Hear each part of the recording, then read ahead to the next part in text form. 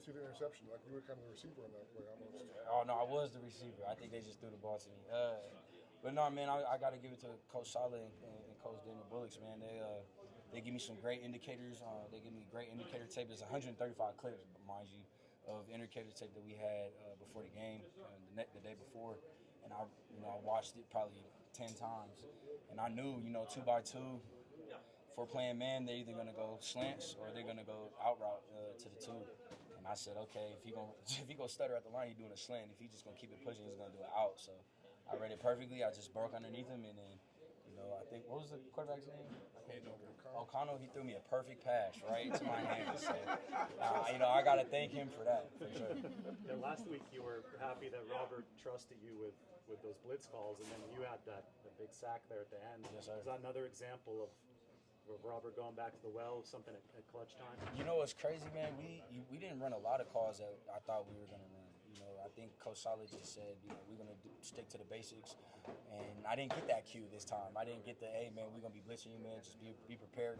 We went in there in 2 minutes. He's like, hey, man, I'm going to blitz you, go get a sack. And I said, okay, we're going to make it do what it do. So they were keying me the whole time. They kept sliding the line to me. I kept acting like I was blitzing, so they kept sliding the line to me, and it was giving us our defensive line some penetration.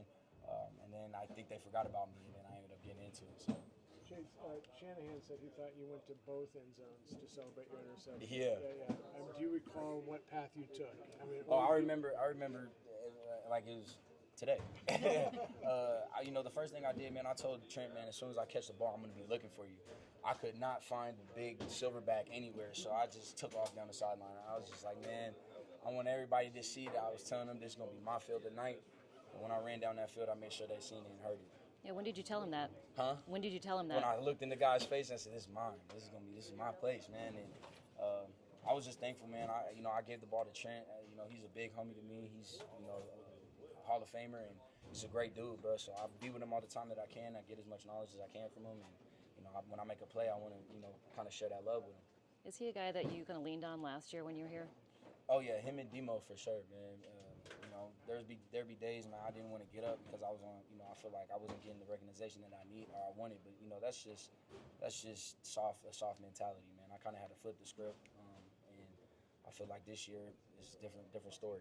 Is there anything that triggered this change? I was tired of being on the sideline, man.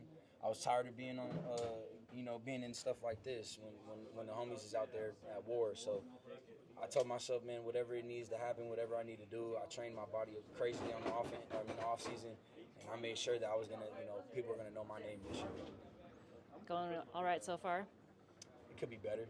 It could be better. I think I dropped a pick last week, so I got one this week, and I got a sack. So I feel like we're pushing in the right direction. But like Coach Solid said, man, I'm trying to get better every day, no matter what it is. So as long as I keep getting better, man, the plays are gonna keep coming.